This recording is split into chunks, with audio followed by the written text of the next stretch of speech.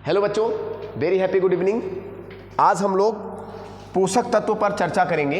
ये क्लास खासकर class 6, class 7 व क्लास 8 में पढ़ने वाले बच्चों के लिए है।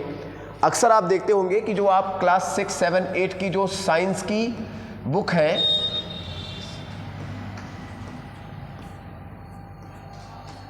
जिसको हम विज्ञान कहते हैं, उसमें कुछ चैप्टर जीव विज्ञान के दिए होते हैं, कुछ चैप्टर जीव विज्ञान के दिए रहते हैं, बायोलॉजी के दिए रहते हैं। उसमें एक चैप्टर अक्सर करके दिया रहता है पोषक तत्व या संतुलित आहार, भोजन, इस नाम से। तो उसमें एक टॉपिक है पोषक तत्व। तो सबसे पहले हम जानते हैं कि पोषक तत्व क्या होता है। परिभाषा सबसे पहले समझते हैं।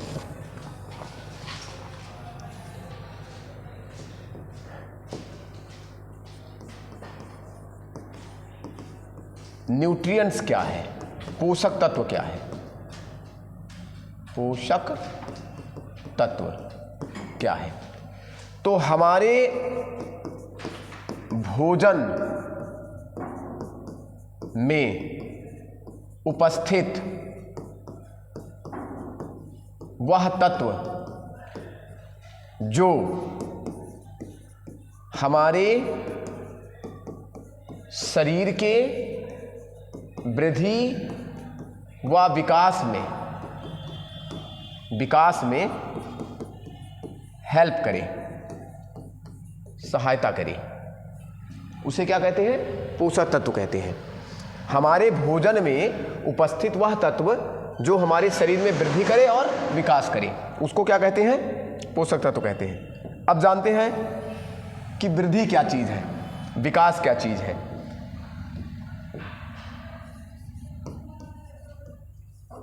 वृद्धि माने ग्रोथ।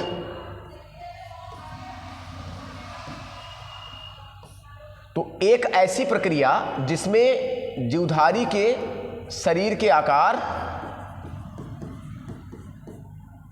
उसकी आकृति,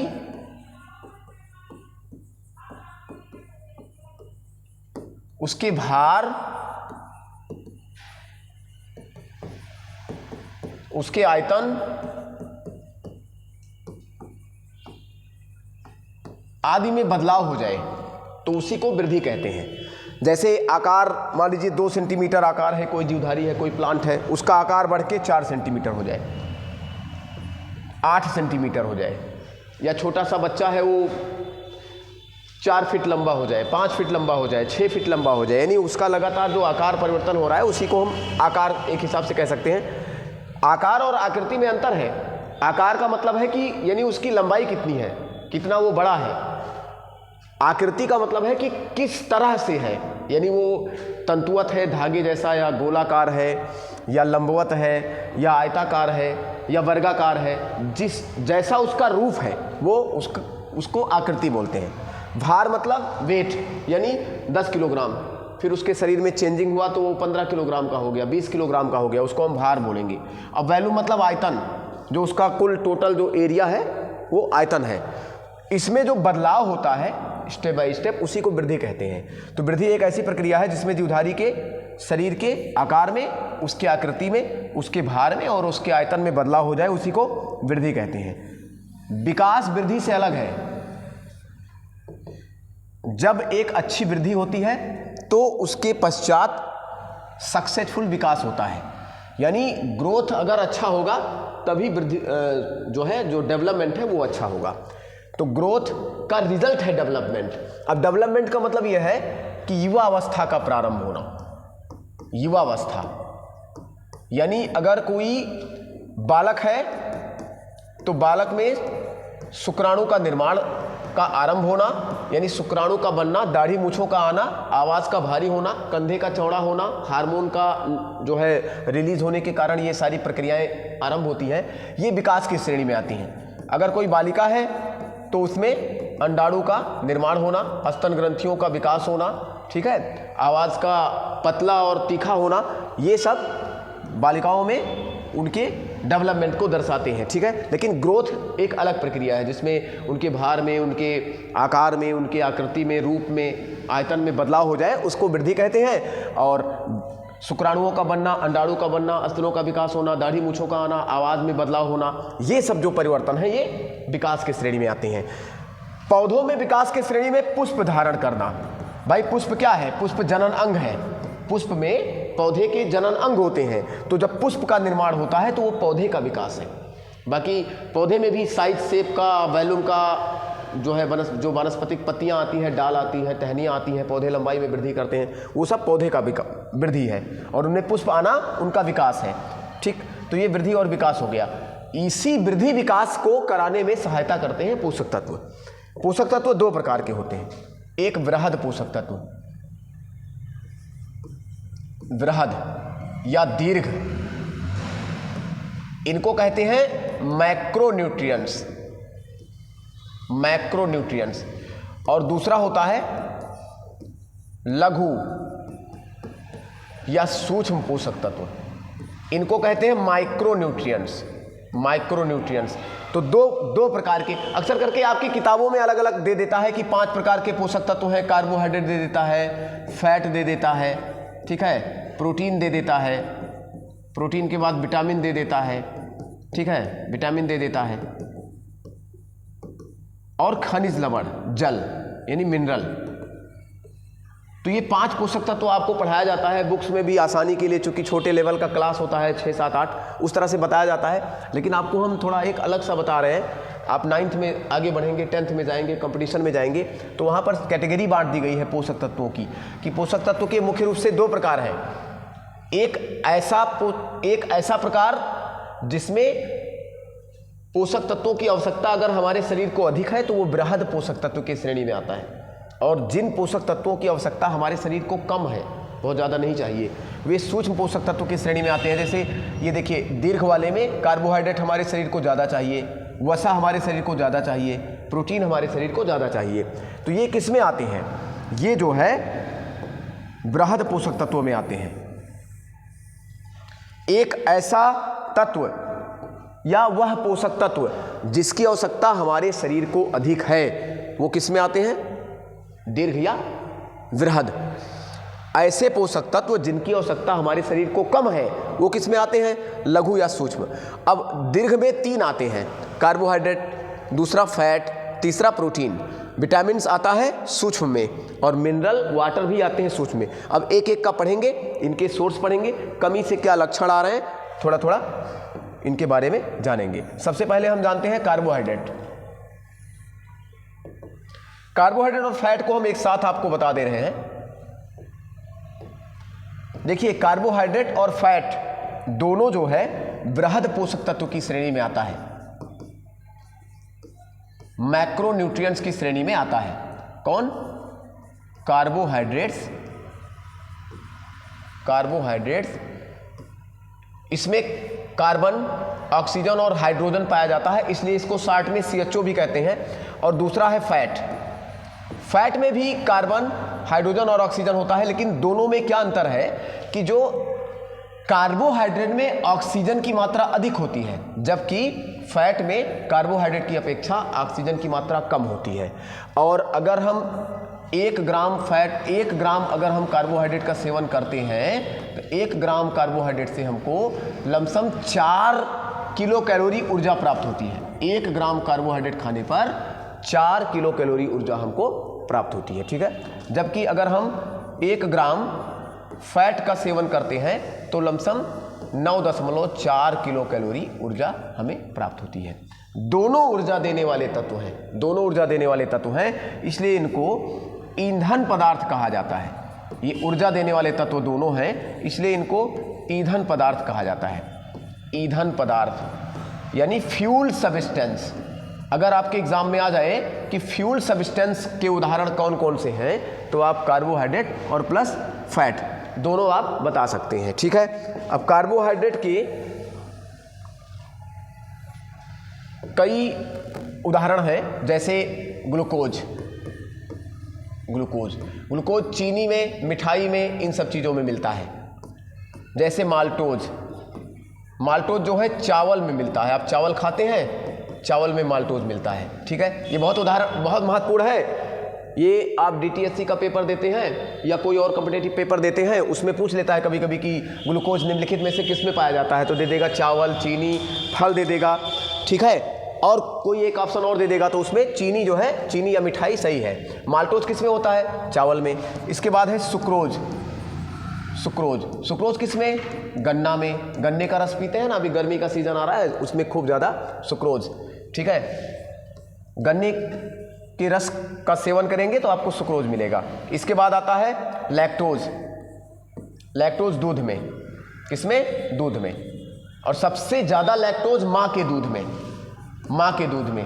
गाय, भैंस, बकरी, इन सब के दूध में मीठापन बहुत कम होता है। अलग से आप चीनी डालेंगे तो इसमें आपको मीठापन आएगा, यानी इसकी लैक्टोज की मात्रा कम है। लेकिन जो माँ का दूध है, महिला माँ का दूध, उसमें लैक्टोज की मात्रा सबसे अधिक होता है। बच्चों के लिए वो महत्वपूर्ण पदार्थ है शुरुआत के उनके 2-3 सालों के जीवन के लिए, और खासकर 6 महीने के लिए तो बहुत ज़रूरी है। इसके बाद इससे ऊर्जा की प्राप्ति होती है। अगर कार्बोहाइड्रेट का सेवन करोगे तो ऊर्जा की प्राप्ति होगी। अगर इसकी कमी हुई तो शरीर में ऊर्जा की कमी हो जाएगी, आप कोई भी काम करेंगे तो थक जाएंगे, कोई काम ज़्यादा देर तक नहीं कर पाएंगे। अब अगला है फैट। फैट या लिपिड, ये भी कार्बन, हाइड्रोजन, ऑक्सीजन से बना है। इसमें ऑक्सीजन थोड़ा कम है। किससे कम है? कार्बोहाइड्रेट की अपेक्षा इसमें ऑक्सीजन की मात्रा कम पाई जाती है। फैट को हिंदी में चर्बी या वसा कहते हैं। और ये भी क्या करता है? ये भी एनर्जी देता है, एनर्जी देता है, ऊर्जा देता है। ऊर्जा देने वाला ये भी एक प्रकार का पदार्थ है, ठीक है, फ्यूल सब्सटेंस है। जितनी तैलीय चीजें हैं, तैलीय, ऑयली, सभी तैलीय या ऑयली चीज़ों में वसा पाया जाता है। वसा हमारे पेशियों को बनाता है, मांस को बनाता है। वसा की अगर कमी हो गई तो शरीर में ऊर्जा की कमी हो जाएगी, आदमी दुबला पतला रहेगा। अगर ये बढ़ गया, अगर फैट बढ़ गया, कोलेस्ट्रॉल बढ़ सकता है, तो जो ब्लड वेसल्स हैं उसमें जो खून का प्रवाह है वो डिस्टर्ब होता है, इससे हार्ट अटैक भी आते हैं। फैट बढ़ जाने से डायबिटीज़ की समस्या भी जो है अक्सर आ जाती है, बीपी की समस्या आ जाती है, ठीक है। तो इसका ये हमारे लिए ज़रूरी है, ऊर्जा का स्रोत है, लेकिन बहुत ज़्यादा भी इसको नहीं चाहिए, नहीं तो ये नुकसानदायक भी हो जाता है। अब तीसरा है प्रोटीन। प्रोटीन भी बृहद पोषक तत्व की श्रेणी में है और प्रोटीन को बिल्डिंग ब्लॉक कहते हैं। प्रोटीन कार्बन, हाइड्रोजन, ऑक्सीजन और नाइट्रोजन से बना होता है। प्रोटीन में सल्फर भी होता है, प्रोटीन में सल्फर भी होता है। तो कार्बन, हाइड्रोजन, ऑक्सीजन, नाइट्रोजन और सल्फर, इन चीज़ों से प्रोटीन बना होता है। प्रोटीन ही हार्मोन बनाता है। हमारे अंदर हार्मोन जो है, जो वृद्धि विकास कराते हैं, उनको कौन बनाता है? प्रोटीन। हमारे अंदर जो एंजाइम हैं, जो हमारे बहुत सारी क्रियाओं को तेज़ी से कराने में सहायता करते हैं, जैसे श्वसन हो गया, पोषण हो गया, पाचन हो गया, उत्प्रेरक का काम करते हैं एंजाइम। एंजाइम को भी कौन बनाता है? प्रोटीन बनाता है, ठीक है। प्रोटीन बिल्डिंग ब्लॉक है। प्रोटीन जो है हमारे शरीर का बिल्डिंग ब्लॉक है। बिल्डिंग ब्लॉक माने निर्माणकारी तत्व, निर्माणकारी तत्व। प्रोटीन जो है, अगर मान लीजिए आपके एग्जाम में आ जाए कि निम्नलिखित में से निर्माणकारी तत्व कौन है, और ऑप्शन में क्या दिया जाए? कार्बोहाइड्रेट, फैट, खनिज लवण और प्रोटीन, तो आप किस पर टिक लगाएंगे? प्रोटीन पर, ठीक है। प्रोटीन ऑप्शन वहाँ पे राइट होगा। मुल्डर और बल्जेरियस ने प्रोटीन शब्द का इस्तेमाल किया। प्रोटीन मुख्य रूप से दालों में, दालों में, ठीक है, राजमा, खैर ये भी दाल ही है, ड्राई फ्रूट्स, शुष्क जो फल हैं, ड्राई फ्रूट्स, शुष्क फल, बादाम हो गया, काजू हो गया, दूध में, दूध में, ठीक है। और जो नॉन वेजिटेरियन है, अगर वो अंडे का सेवन करते हैं तो अंडे से भी उनको प्रोटीन मिलेगा। मांस में प्रोटीन, मछली में प्रोटीन, ठीक है। तो ये सब प्रोटीन के, चॉकलेट में भी थोड़ी मात्रा में प्रोटीन होता है, लेकिन वो मानव निर्मित है तो वो बहुत ज़्यादा उसको लेने की आवश्यकता नहीं है। लेकिन जो कृत्रिम है, जो हमें पौधों से प्राप्त होता है, जैसे दाल, जैसे फल, जैसे दूध, जैसे अंडे, मांस, मछली, ठीक है, तो ये सब प्रोटीन के स्रोत हैं और प्रोटीन के सेवन से हमारे शरीर का निर्माण होता है। अगर प्रोटीन की कमी हो गई, अगर प्रोटीन की कमी हो गई तो बच्चों में क्वाशरकोर ये कुपोषण वाली बीमारी है, क्वाशरकोर और मेरेसम्स सूखा रोग, हड्डियां इसमें कमज़ोर हो जाती हैं। अगर किशोर है, कोई 12-13 साल का बालक है या बालिका है, तो उनमें ये जो बैकबोन की हड्डियां हैं और खासकर ये जो पेल्विक रीजन होता है, कमर का एरिया, वहाँ की हड्डियां कमज़ोर हो जाती हैं, उसको ऑस्टियोमेलेसिया कहते हैं, खासकर महिलाओं में। ठीक है, तो ये सब प्रोटीन की कमी से होने वाले विकार हैं। प्रोटीन जो है हमारे बाल में कौन सी प्रोटीन? केराटिन। ठीक है, हमारे नाखून में कौन सी प्रोटीन? केराटिन। ठीक है, हमारे अस्थि माने हड्डी में कौन सी प्रोटीन? ओसीन। हमारे मांसपेशियों में कौन सी प्रोटीन? Actin, myosin.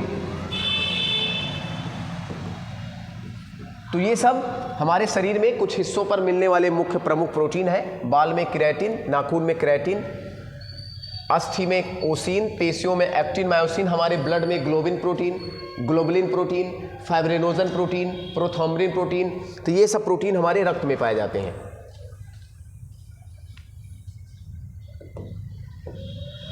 और प्रोटीन की कमी से हमारे शरीर में सूखा रोग, क्वाशरकोर बच्चों में, एंजाइम की कमी, हार्मोन का लेवल डिस्टर्ब हो जाता है। तो ये सब समस्याएं प्रोटीन की कमी से आ जाती हैं।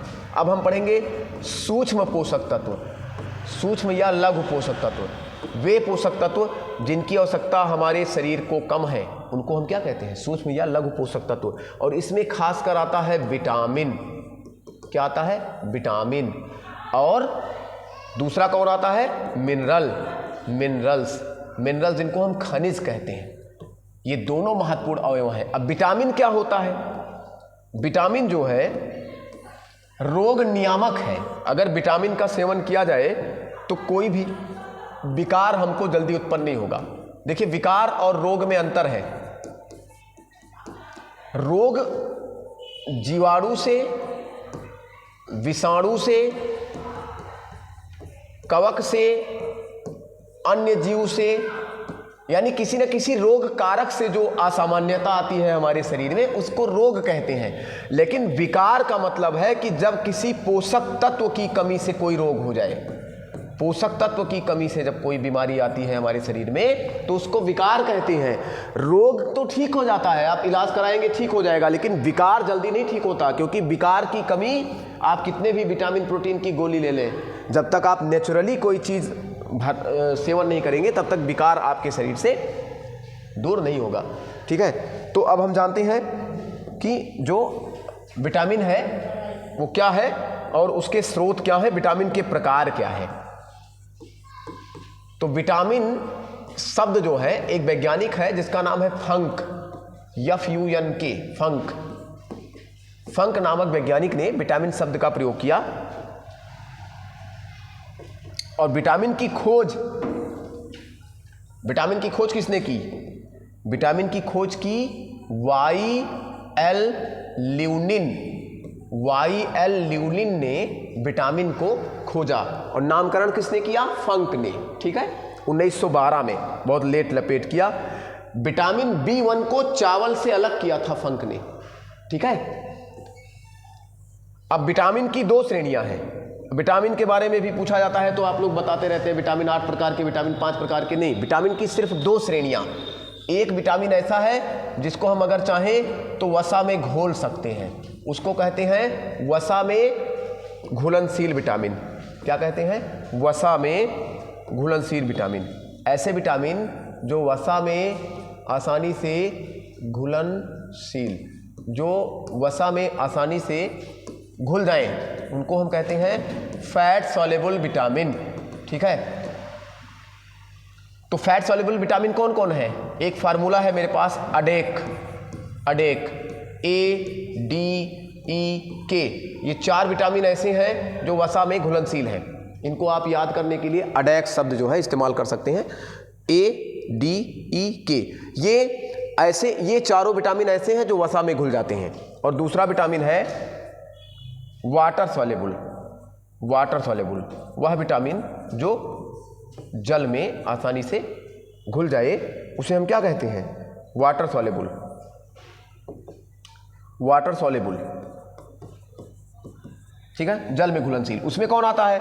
उसमें आता है विटामिन बी कॉम्प्लेक्स। बी के कई सारे और उदाहरण हैं, जैसे B1, B2, B3 ऐसे करके। तो बी कॉम्प्लेक्स आता है और एक आता है विटामिन सी। बी और सी जो है ये जल में घुलनशील विटामिन है। और ये जो ए, डी, ई के अनेक vitamin A, vitamin D, vitamin E, vitamin के, ये वसा में घुलनशील विटामिन है। अब एक एक का देखते हैं कि जो है किसमें जो है किसका जो है क्या स्रोत है या क्या कार्य है। सबसे पहले देखते हैं vitamin A. Vitamin A, vitamin A का रासायनिक नाम है रेटिनाल। रेटिनाल क्या है इसका रासायनिक नाम? रेटिनाल।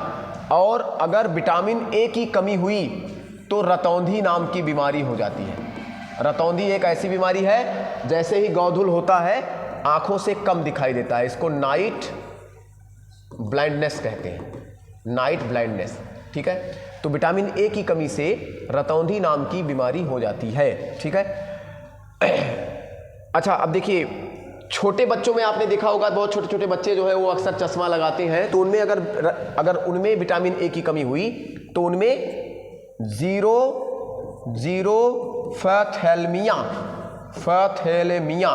नाम की बीमारी हो जाती है। यानी जन्म से बच्चों को कम दिखाई देता है या धुंधला दिखाई देता है। अक्सर देखिए चश्मे वाले जो बच्चे छोटे 4 में 5 में पढ़ने वाले, तो उसको ज़ीरोफैथैलेमिया कहते हैं। तो वो भी विटामिन ए की कमी से होता है।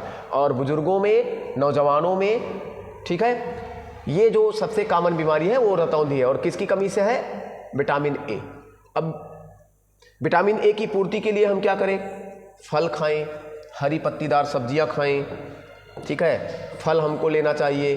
फल में सबसे ज़्यादा विटामिन ए मिलता है पके आम में। पका आम सबसे ज़्यादा विटामिन ए, गाजर, पपीता, ठीक है, दूध में, हरी पत्तीदार सब्जियों में, हरी और पत्तीदार, हरी सब्जी पत्तीदार सब्जी अलग है। हरी सब्जी में जैसे लौकी है, कद्दू है, भिंडी है, करेला है, ये हरी सब्जियां हैं। और हरी पत्तीदार मतलब जो साग भाजी है, पत्ते वाली जो सब्जी है, इन सब के सेवन से विटामिन ए की प्राप्ति होती है। और कमी का हमने पहले ही आपको बता दिया। अब बात करते हैं विटामिन डी की। अडेक हमने बताया ना वाटर सॉल्युबल में, सॉरी फैट सॉल्युबल में, तो हमने पहले आपको ए बताया। अब डी की बात करते हैं। विटामिन डी का रासायनिक नाम है कैल्सीफेरॉल। कैल्सीफेरॉल, ठीक है। इसको गरीबों का विटामिन कहते हैं। गरीबों का विटामिन ना, धूप में बैठ जाओ और फ्री में ये विटामिन प्राप्त कर लो, तो गरीबों का विटामिन कौन है? कैल्सीफेरॉल, ठीक है, यानी विटामिन डी। सूर्य के प्रकाश में विटामिन डी नहीं मिलता। कभी भी सूर्य के प्रकाश से विटामिन डी की प्राप्ति नहीं होती। इस भ्रांति को आप दूर करें। इसमें दरअसल क्या होता है कि जब भी हम धूप में बैठते हैं तो जो सूर्य का प्रकाश है वो हमारे शरीर के अस्थि पर, त्वचा पर पड़ता है, और अस्थि में कैल्शियम, फास्फोरस, सूर्य का प्रकाश, ये सब मिलके अर्गोस्टेरॉल बनाते हैं और अर्गोस्टेरॉल बदल जाता है कैल्सीफेरॉल में। और यही कैल्सीफेरॉल हमारे शरीर में हड्डियों में संचित हो जाता है और हड्डियों के निर्माण में सहायता करता है। तो सूर्य का प्रकाश कारक है, विटामिन डी के निर्माण के लिए कारक है। तो हम सुविधा के लिए यह कहते हैं कि विटामिन डी सूर्य के प्रकाश में मिलता है। सही भी है, आप लिखेंगे सही जाएगा। प्रश्न भी इस तरह के आते हैं, लेकिन आप ये जानिए कि सूर्य का प्रकाश हमारे बॉडी में, खासकर अस्थियों में, अर्गोस्टेरॉल बनाता है और फिर वो कैल्सीफेरॉल में बदल जाता है। उसी को विटामिन डी कहते हैं। अगर विटामिन डी की कमी हो गई तब क्या होगा? अस्थियां कमजोर हो जाएंगी, ठीक है, शरीर टेढ़ा मेढ़ा हो जाएगा, दांत कमजोर हो जाएंगे, ठीक। अब विटामिन डी का हमने बताया गरीबों का विटामिन। इसके अलावा हरे पत्तेदार सब्जियां और हरी सब्जियां, ये सभी प्रकार के विटामिनों के स्रोत हैं। दूध लेकिन फ्री का विटामिन है, इसलिए इसको क्या बोलते हैं? गरीबों का विटामिन। अब इसके बाद है vitamin E. Vitamin E vitamin E को कहते हैं टोकोफेरॉल, टोकोफेरॉल, ठीक है, इसका रासायनिक नाम है टोकोफेरॉल। विटामिन ई की अगर कमी हो गई, बहुत इंपॉर्टेंट विटामिन है, नपुंसकता। बहुत लोगों को तो ये भी नहीं पता है कि विटामिन की कमी से भी नपुंसकता आती है। यस, आती है। स्टेरिलिटी, अगर विटामिन ई की कमी हुई हमारे शरीर में तो पुरुषों में नपुंसकता और स्त्रियों में बांझपन की समस्या हो सकती है। नपुंसकता का तात्पर्य है शुक्राणु का कमजोर होना, कम होना। बांझपन का तात्पर्य है कि यानी उनमें अंडाणु का कम बनना या अंडाणु बन के खराब हो जाना, या अंडाणु शुक्राणु इतनी मात्रा में ना बनना कि जिससे निषेचन हो सके, गर्भधारण हो सके। तो ये नपुंसकता या बांझपन के श्रेणी में है। ये विटामिन ई की कमी से होता है, ठीक है। अब हरी पत्तीदार सब्जियों के सेवन से, दूध के सेवन से, अंडे के सेवन से इसकी कमी दूर की जा सकती है। अब इसके बाद है विटामिन के। विटामिन के, विटामिन के को, के का जो है साइंटिफिक नेम है नैफ्थोक्विनोन, नैफ्थोक्विनोन, नैफ्थोक्विनोन विटामिन के का रासायनिक नाम या वैज्ञानिक नाम है। विटामिन के हमारे शरीर में ब्लड क्लॉट में सहायक है। ब्लड क्लॉट, यदि कहीं रक्त जो है कट जाता है, खून बहने लगता है, तो विटामिन के जो है वहाँ प्रोथ्रोम्बिन, फाइब्रिनोजन, प्लेटलेट्स के साथ मिलकर ब्लड क्लॉट कराता है, रक्त का थक्का बनाने में सहायक है और शरीर के वृद्धि विकास में भी सहायक है। तो ये भी हरी पत्तीदार सब्जियों में, दूध में, हरी सब्जियों में, ठीक है, इन सब चीज़ों में, अंडे में, मांस में मिलता है। तो ये था 4 विटामिन जो फैट में सॉल्युबल था। अब हम पढ़ेंगे वाटर सॉल्युबल विटामिन। इसमें आते हैं बी कॉम्प्लेक्स। क्या आता है? B complex. इसमें बी की श्रेणी की कई सारी विटामिन हैं।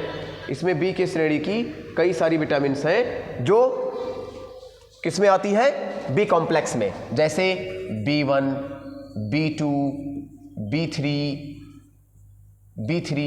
B5, 4 विटामिन जो है श्रेणी में नहीं है, B7, B9 एंड B12, ठीक है। तो ये बी कॉम्प्लेक्स का परिवार है, बी कॉम्प्लेक्स का ये परिवार है। इसके अंतर्गत कई सारी विटामिन्स आते हैं। B1, ये अभी कल इंटर वालों के केमिस्ट्री का पेपर था तो उसमें आया था कि विटामिन B1 का रासायनिक नाम क्या है। तो इसका रासायनिक नाम है थायमीन। क्या है इसका रासायनिक नाम? थायमीन। B2 का क्या है? Riboflavin, riboflavin, riboflavin. B5 का क्या है? पेंटोथेनिक, पेंटोथेनिक अम्ल, ठीक है। B7 का बायोटिन, बायोटिन, ठीक है। और इसके अलावा है B9, सॉरी B9, B6 के जो है B7, B9, इसका है folic acid, folic acid, folic acid. B12 का क्या है? B12 का है साइनोकोबैलामिन, साइनोकोबैलामिन, कोबैलामिन, कोबैलामिन।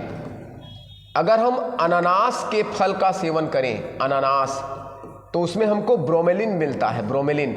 और यह ब्रोमेलिन कोबाल्ट की कमी को दूर करता है। कोबाल्ट, कोबाल्ट एक तत्व है। ये विटामिन B12 के सेवन से हमें कोबाल्ट मिलता है। तो अनानास का जूस जो है विटामिन B12 के लिए बहुत महत्वपूर्ण है। और B12 क्या करता है? पाचन में सहायक है, पाचन में। फोलिक एसिड गर्भवती महिलाओं के लिए, गर्भवती महिलाओं के लिए फोलिक एसिड B9, आप देखते होंगे जो गर्भवती महिलाएं होती हैं उनको टॉनिक दिया जाता है या विटामिन B9 की गोलियां दी जाती हैं बच्चे के भ्रूण के निर्माण के लिए। वो फोलिक एसिड होता है। अक्सर करके विटामिन B9 नहीं लिखा रहता है, उस पत्ते में, दवा के पत्ते में फोलिक एसिड लिखा रहता है। तो फोलिक एसिड क्या है? विटामिन B9, ठीक है। इसके अलावा राइबोफ्लेविन, थायमीन। अब ये सब जो विटामिन है ना, एक प्रकार से ब्यूटी विटामिन है। इनको हम ब्यूटी विटामिन कह सकते हैं। यानी अगर हम विटामिन बी कॉम्प्लेक्स का सेवन करते हैं तो हमारे शरीर पर, त्वचा पर झुर्रियाँ, त्वचा में चमक का कम होना, ये सब चीज़ें नहीं दिखेंगी। आपको क्रीम पाउडर लगाने की आवश्यकता नहीं है अगर आप बी कॉम्प्लेक्स की कमी अपने शरीर में ना होने दें। इसके अलावा वृद्धि विकास में भी ये सहायक है। अब एक लास्ट आता है जो वाटर सॉल्युबल विटामिन है, जिसको कहते हैं सी, विटामिन सी। विटामिन सी उन सभी चीज़ों में मिलता है जिनको हम खाएं और हमारे मुख से अगर सी की आवाज़ आए तो उन सब में विटामिन सी मिलता है। अगर हम खट्टा चीज़ खाते हैं, या तीखा चीज़ खाते हैं तो अक्सर करके हमारे माउथ से सी सी की आवाज़ ज़रूर निकलती है। तो जो खाने के बाद सी सी की आवाज़ निकले उनमें सब में विटामिन सी मिलता है। इसको एस्कॉर्बिक अम्ल कहते हैं, एस्कॉर्बिक अम्ल, इसका रासायनिक नाम है एस्कॉर्बिक अम्ल। ठीक है। खट्टे व तीखे फल, सब्जी आदि में ये मिलता है। अब तीखे फल क्या, खासकर तीखे सब्जी जैसे मिर्चा, मिर्चा में, खट्टे फल में जैसे नींबू, कच्चे फल लगभग सभी खट्टे ही होते हैं तो आंवला, आम, इन सभी, और कुछ अम्लों में भी, कुछ अम्ल जो होते हैं उनमें भी खट्टापन होता है। तो ये सब के सब विटामिन सी के स्रोत हैं। ठीक। अब हम देखते हैं कि विटामिन सी की कमी से कौन सी समस्या होती है। स्कर्वी हो जाता है। स्कर्वी कैसी बीमारी है, हमारे जो मसूड़े हैं, हमारे जो दांत हैं उसमें छाले पड़ जाएंगे, मसूड़े में जो है बहुत सारी समस्याएं आ जाएंगी, रक्तस्राव होगा, सूजन हो जाएगा। तो ये स्कर्वी नाम की बीमारी है और अगर विटामिन सी की जो है पूर्ति की जाए तो ये बीमारी दूर हो जाती है। और इसके अलावा विटामिन जो सी है बच्चों, वो इम्यूनिटी के लिए बहुत इंपॉर्टेंट है, इम्यूनिटी, प्रतिरक्षा। ठीक है। अगर नींबू पानी का सेवन किया जाए नमक के साथ में तो विटामिन सी हमें प्राप्त होगा और हमारी जो इम्यूनो सिस्टम है वो स्ट्रांग होगी। कोरोना काल में जब कोरोना चल रहा था 2020 और 21 के दौरान, तब उस समय जो डॉक्टर्स थे वो विटामिन सी के सेवन के लिए रिकमेंडेशन कर रहे थे। इससे इम्यूनिटी बढ़ती है, नेचुरल इम्यूनिटी बढ़ती है। ठीक है। इसके अलावा हम आपको एक, अभी थोड़ा पीछे छूट गया, अभी हमको ध्यान आया है, मैं आपको बता दूं। अभी हमने चर्चा की थी बी कॉम्प्लेक्स की, तो जो B1 है, विटामिन B1, उसको कहते हैं थायमिन। इसकी कमी से बेरी रोग होता है, बेरी। और आपको बताएं, जो लोग चावल को पॉलिश कराकर खाते हैं, वो लोग है ना, जाते हैं वहाँ तो बोलते हैं मशीन पर कि इसको पॉलिश कर दो, यानी जो धान है, धान का जो ऊपर का भूसी है उसको हटाने के बाद एक पीली सी पतली लेयर और होती है चावल के ऊपर, उसी में विटामिन B1 होता है। और जिन क्षेत्रों में पालिशदार चावल खाया जाता है, यानी पालिश को हटवा के चावल खाया जाता है, वहाँ पर बेरी नाम की समस्या होती है। त्वचा पर झुर्रियाँ पड़ना, जो है हमारे चेहरे पर तो झुर्रियाँ पड़ना, हल्का फीकापन हो जाना, तो ये सब जो है बेरी के लक्षण है। तो कभी भी चावल से पॉलिश नहीं हटाना चाहिए। चावल के पॉलिश में विटामिन B1 होता है। उस पॉलिश को, जो एक वैज्ञानिक था फंक ने उस पॉलिश को हटाकर 1912 में विटामिन B1 को खोजा था और विटामिन शब्द का प्रयोग किया था। तो ये चावल से कभी भी पॉलिश उसका नहीं हटाना चाहिए, ये B1 उसके लिए महत्वपूर्ण है।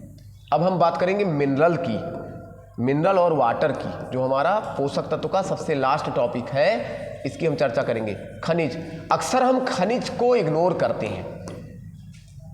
खनिज बहुत महत्वपूर्ण चीज़ है, जैसे मैग्नीशियम, जैसे आयरन, जैसे सोडियम, जैसे मॉलिब्डेनम, ठीक है, जैसे जिंक, ये सब न्यूट्रिएंट्स हैं। खासकर आयरन, अगर आयरन की कमी हो गई तो हमारे ब्लड में हीमोग्लोबिन की कमी हो जाती है।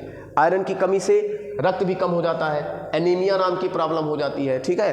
तो आयरन, मैग्नीशियम हो गया, जिंक हो गया, सोडियम हो गया, मॉलिब्डेनम हो गया, ये सब हमारे शरीर में बालों को, नाखून को, त्वचा को, हड्डियों को, इन सबको मजबूत करते हैं। ठीक है। और रोगों से लड़ने में हमें सहायता करते हैं। अब चौथा और सबसे अंतिम है वाटर, जल। ठीक है। आपको पता है कि हमारा शरीर सेल से बना है और सेल में होता है जीव द्रव्य, और जीव द्रव्य में जल की मात्रा कितनी होती है आपको पता है? 70 से 92%, 92 से 95% तक, 92 से 95% तक हमारे सेल में क्या होता है? जल होता है।